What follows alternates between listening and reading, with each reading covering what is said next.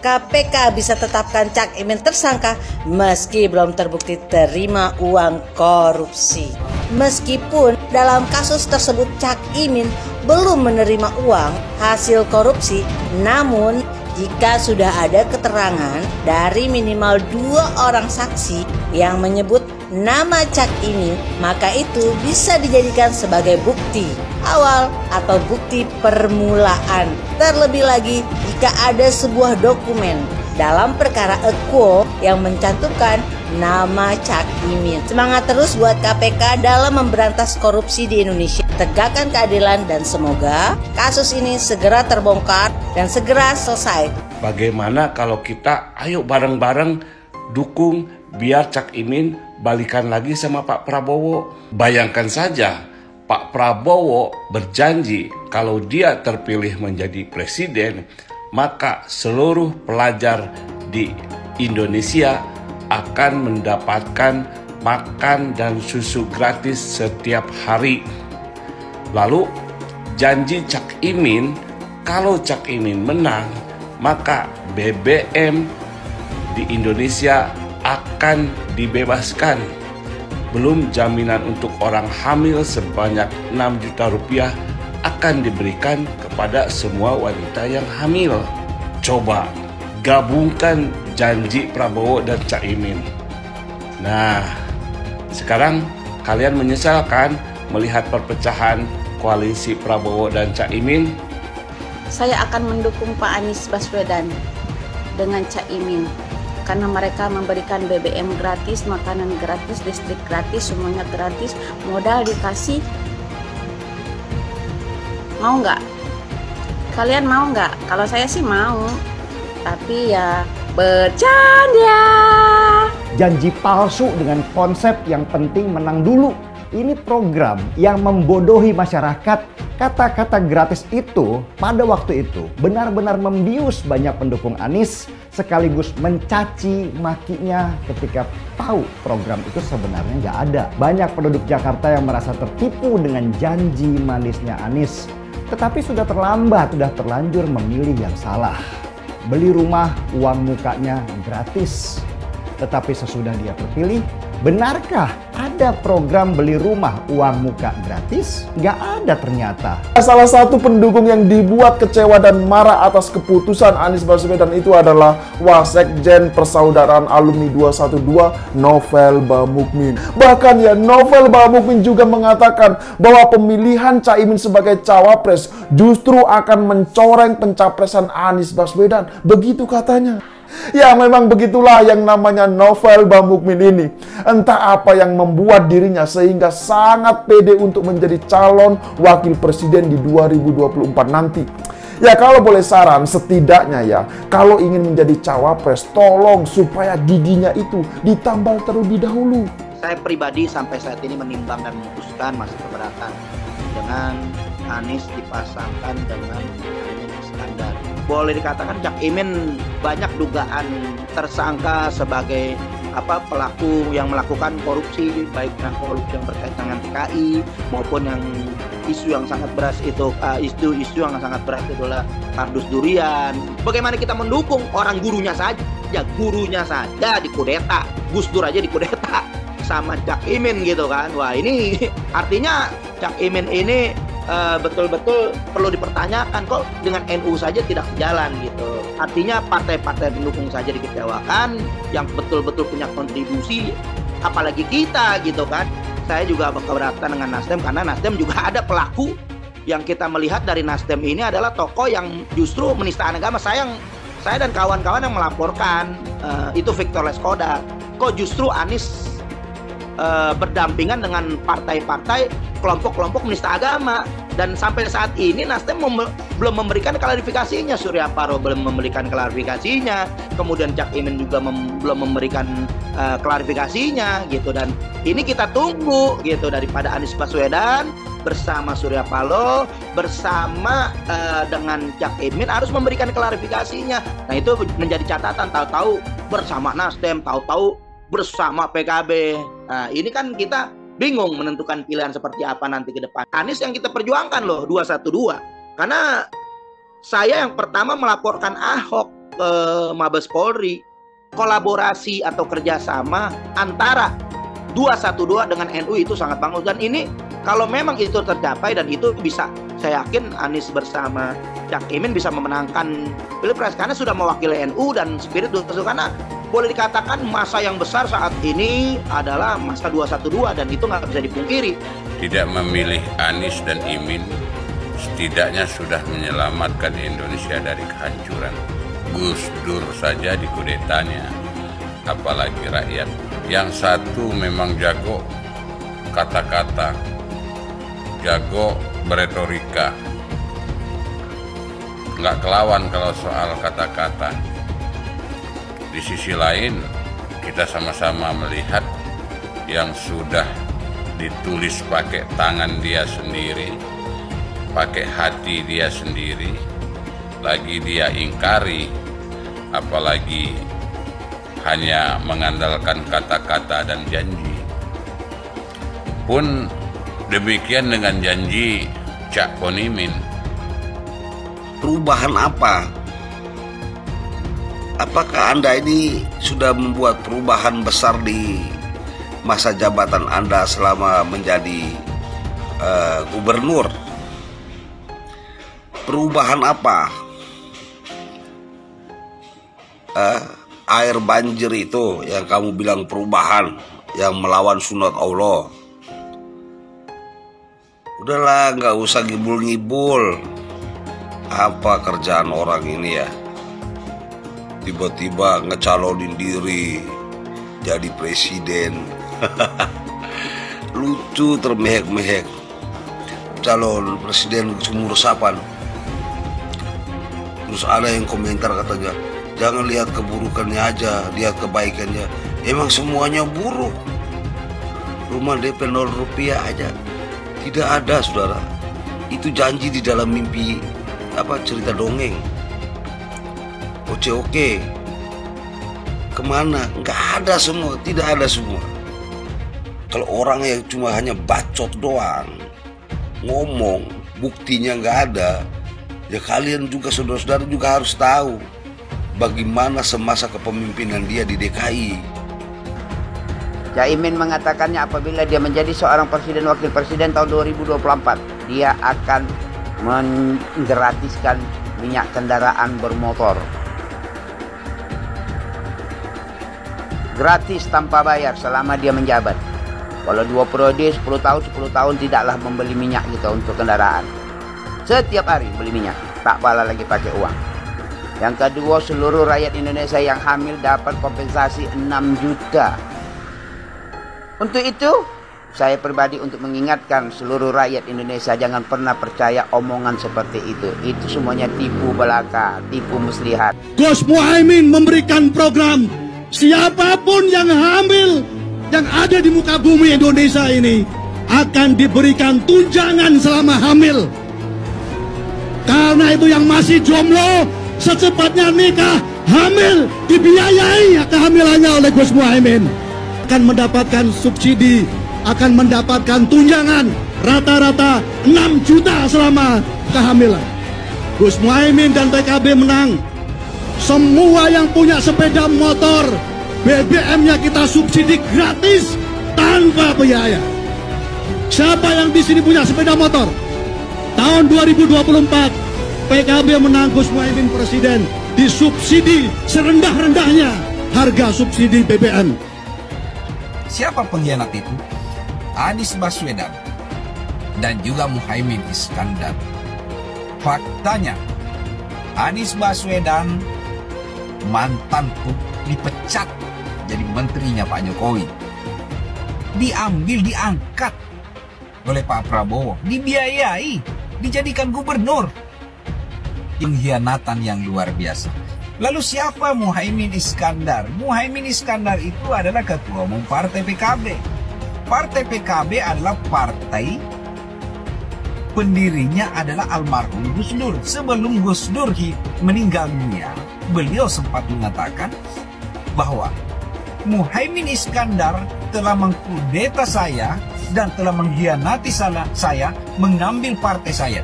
Bahwa kita sama-sama harus melawan pengkhianatan-pengkhianatan yang dipertontonkan oleh calon pemimpin-pemimpin Republik Indonesia. Akhirnya Anies Baswedan memutuskan untuk bekerja sama atau cawapresnya itu Caimin dari PKB. Kalau kita dengar dari wawancaranya Yeni Wahid, anaknya Gus Dur, itu mengatakan bahwa Gus Dur aja dikudeta gitu loh. Partai yang didirikan Gus Dur, PKB, itu dikudeta oleh Caimin. Jadi dua-dua ini sebenarnya adalah saling mengkhianati koalisinya atau partai kerjasamanya. Saya mensyukuri kenapa kalah, kenapa ditahan. Saya bersyukur atas itu semua. Saya coba bayangkan ya, kalau seandainya waktu itu kita menang gitu ya, hari ini belum tentu kita bisa nikmati seperti ini. Kita bersyukur 5 tahun Tuhan izinkan kasih ke orang yang pintar ngomong untuk kerja. Coba kalau kita bayangkan gitu ya, kalau kemarin saya masih jadi gubernur, ini saya udah turun ini. Tapi yang pintar ngomong itu dikira orang hebat kan? Ini lebih berbahaya tahun 2024. Langsung ketahuan karakternya. Langsung ketahuan itu. Di saya juga ada kutipan Pak di kamar saya Pak. Tulisannya, Jakarta telah mengambil keputusan yang fatal. Bapak Politik Identitas Indonesia Anies Baswedan, Bapak Intoleransi Indonesia Anies Baswedan. Jangan lupakan, jangan terlena, jangan sampai dia pecahkan kita dengan dagangan ayat dan mayatnya. Air itu turun dari langit, turunnya ke atap rumah langsung sumur bor, bukan ke sungai dan ke laut. Jangan hanya konsentrasi pada pembangunan benda-benda mati yang indah difoto dan bisa ditunjukkan dalam 5 tahun hasilnya. Kalau kita mau menilai sebuah janji, maka lihat janjinya atau lihat kenyataannya. Dulu janjinya apa ya? Dan ini aneh, betul-betul aneh. Ini bukan kampanye, tapi saya sampaikan sini. Di satu sisi menyiapkan jalur-jalur air untuk dikirim ke laut, di sisi lain di lautnya dipasang dengan pulau reklamasi, tinggal tunggu waktu jadi rob, air balik. Dan ini melawan sunatullah. Kenapa? Air itu turun dari langit ke bumi, bukan ke laut. Harusnya dimasukkan ke dalam bumi, masukkan tanah. Di seluruh dunia air jatuh itu dimasukkan ke tanah, bukan dialirkan pakai gorong-gorong raksasa ke laut. Jakarta telah mengambil keputusan yang fatal. Bukan banjir, itu memang parkir air. Bukan banjir, itu memang parkir air. Masyarakat berkeliling dengan membawa toa untuk memberitahu semuanya, termasuk sirine. KAIBON 82 miliar. Apa alat transportasi yang dimiliki oleh hampir setiap orang? Alat transportasi yang dimiliki semua orang adalah kaki. Kalau seandainya orang Jakarta percaya Pak Anies jadi gubernur pun, saya berani jamin kok dia akan lakukan normalisasi yang sama seperti saya lakukan kok. Gak usah bohong lah. Ketika air sampai di muara, maka siap untuk dipompa ke laut. Pancasila Soekarno, ketuhanan ada di pantai. Anak Tuhan dari mana? Kalau Yesus anak Tuhan, bidangnya siapa? Besok di seluruh wilayah Indonesia kami katakan dan Iblis hanya menggoda orang yang beriman. Makanya jarang-jarang orang kafir kerasukan setan. Yang kerasukan setan itu orang baik-baik. Jarang, saya belum pernah nengok Cina kerasukan setan. Pernah tak Ahok itu kerasukan setan? Enggak, setannya juga. Karena sesama setan dilarang saling menggoda. Karena di salib itu ada jin kafir. Karena di salib itu ada jin kafir. Karena di salib itu ada jin kafir. Haleluya. Kepalanya ke kiri apa ke kanan? Kepalanya ke kiri apa ke kanan? Tetap percaya salib itu lambang mulia, bukan jin. Kok ketawa? Aku nggak nyindir siapa-siapa loh. Saya nggak pernah mundur untuk kebenaran, keadilan, kejujuran. Dan peri kemanusiaan, gue nggak pernah mundur. Dan gue nggak pernah takut juga sama lu. Siapapun yang rasis, gue akan hadapin. Karena rasis itu tidak berperi kemanusiaan. Sama saya ditanya dulu kan, kamu nyesel nggak statement kamu di Pulau Seribu sehingga masih masuk penjara? tidak pernah nyesel. Karena saya mengatakan kebenaran. Anies merupakan antitesis daripada Pak Jokowi. Antitesis artinya bertolak belakang dengan Jokowi. Anies sudah menyatakan tidak akan melanjutkan semua program dari Pak Jokowi. Jadi semua pembangunan yang dilakukan oleh Pak Jokowi akan dihentikan oleh Anies jika Anies menjadi presiden. Lagi pula Anies didukung oleh khilafah dan pendukung Anies adalah ormas seperti FPI dan HTI. Apa kita mau FPI dan HTI kembali di Indonesia jika Anies memimpin? Anies juga dikenal sebagai bapak politik identitas yang menghalalkan segala cara untuk menggapai kekuasaannya, termasuk menggunakan politik identitas berbasis agama. Lihatlah di kasus Ahok waktu itu. Kita sudah bisa melihat hasil kerja Anies selama 5 tahun di Jakarta. Tidak ada satupun janji yang dipenuhi dan tidak ada kinerja yang bisa dibanggakan. Dari DP 0%, OKOC, kelebihan bayar, Formula E, banjir, sumber resapan, jalan rusak, dan gonta-ganti nama jalan. Lihatlah rekam jejak Anies selama 5 tahun.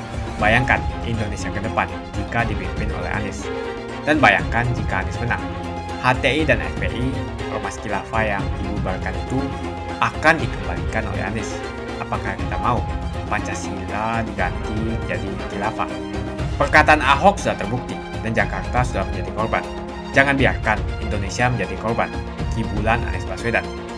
Umat minoritas, terutama kaum Tionghoa, tidak akan memilih Anies Baswedan. KPK bisa tetapkan Cak Imin tersangka meski belum terbukti terima uang korupsi. Guru Besar Hukum Pidana Universitas Pajajaran, Profesor Romli Atmasasmita mengungkapkan bahwa Cak Imin bisa jadi tersangka dan dijerat pidana meskipun belum melakukan tindak kejahatan. Hal tersebut disampaikan oleh Prof. Romli saat menanggapi diperiksanya Cak Imin oleh Komisi Pemberantasan Korupsi terkait dugaan korupsi di Kemenaker Trans. Prof. Romli menjelaskan, meskipun dalam kasus tersebut Cak Imin belum menerima uang hasil korupsi, namun jika sudah ada keterangan dari minimal 2 orang saksi yang menyebut nama Cak Imin, maka itu bisa dijadikan sebagai bukti awal atau bukti permulaan. Terlebih lagi jika ada sebuah dokumen dalam perkara Ekuo yang mencantumkan nama Cak Imin. By the way guys, terkait kasus Cak Imin yang dipanggil KPK, kali ini gue nggak mau komen macam-macam. Gue cuma mau kasih semangat ke KPK. Semangat terus buat KPK dalam memberantas korupsi di Indonesia. Tegakkan keadilan dan semoga kasus ini segera terbongkar dan segera selesai. Semangat buat KPK. Salam logika. Rakyat Indonesia seharusnya menyesal sekali kenapa koalisi Prabowo dan Cak Imin bubar.